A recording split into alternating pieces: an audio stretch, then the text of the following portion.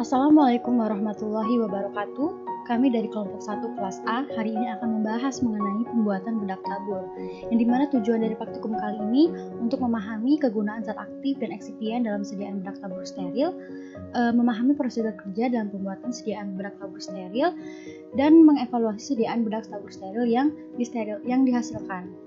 Yang dimana serbuk adalah campuran homogen 2 atau lebih obat yang diserbukkan. Sedangkan serbuk tabur adalah serbuk ringan untuk penggunaan topikal, dapat dikemas dalam wadah yang bagian atasnya berlubang halus untuk memudahkan penggunaan pada kulit. Umumnya harus lewat ayakan 1 smash agar tidak menimbulkan iritasi pada bagian yang peka. Untuk aturan pembuatan serbuk tabur yaitu serbuk tabur yang mengandung lemak diayak dengan nomor ayakan 44. Sedangkan serbuk tabur yang tidak mengandung lemak diayak dengan nomor 100. Seluruh serbuk harus terayak semuanya.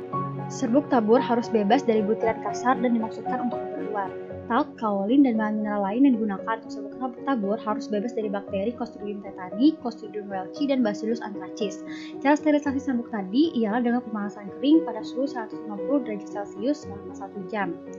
Serbuk tabur tidak boleh digunakan untuk luka terbuka karena akan menyebabkan luka yang terkena bedak menjadi mengeras. Keuntungan serbuk diantaranya sebagai campuran bahan obat sesuai kebutuhan, dosisnya lebih tepat, lebih stabil daripada sediaan cair, dan memberikan disolusi yang lebih cepat.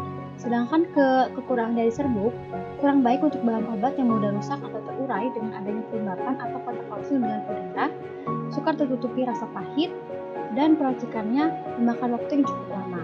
Bahan-bahan bedak tabur biasanya terdapat yang pertama bahan dasar yang terdiri dari golongan silikat, golongan karbonat, golongan oksida logam. Yang kedua terdapat bahan pengkilat yang gunanya untuk memberikan efek pengkilat bagi pemakainya. Yang ketiga bahan pewarna. Yang keempat adalah bahan pewangi. Alat dan bahan yang digunakan dalam praktikum pembuatan bedak tabur ini, yang pertama alat-alatnya yaitu gelas ukur, gelas beker, batang pengaduk, pipet tetes, pH meter, kertas, gelas objek, corong kaca, stopwatch, kurs porselen, bejana, kurs platina, cawan petri, open, timbangan analitik, inkubator, tabung reaksi, anometer, lumpang dan alu, wadah untuk tetes mata, dan wadah bedak tabur, serta ayakan nomor 44.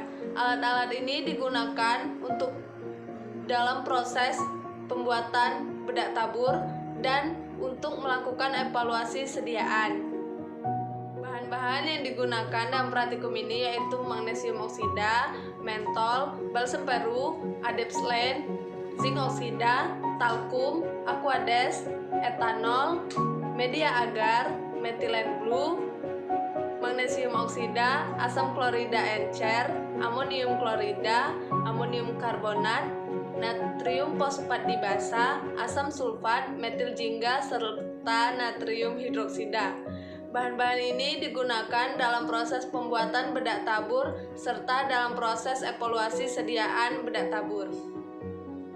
Saya akan menjelaskan tentang cara kerja dari pembuatan bedak tabur steril. Yang pertama, bahan-bahan yang digunakan harus disterilisasi. Untuk bahan talkum, magnesium oksida, zinc oksida, adepslanai dilakukan dengan mensterilkan dengan menggunakan metode panas kering, yaitu menggunakan oven pada suhu 150 derajat selama 30 menit.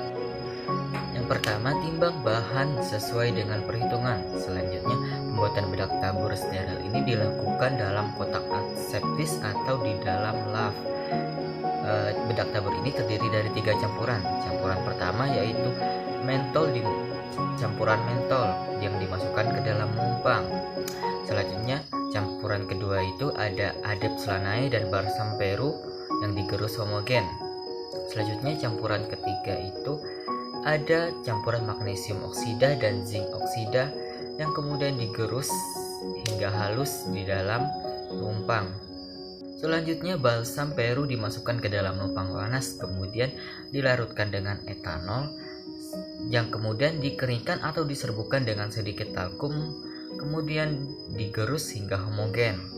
Selanjutnya, dimasukkan magnesium oksida dan zinc oksida satu persatu dengan sedikit demi sedikit dan digerus hingga homogen. Selanjutnya dicampurkan dari campuran yang pertama, campuran kedua, dan campuran ketiga di dalam lompang, kemudian digerus hingga homogen dan merata.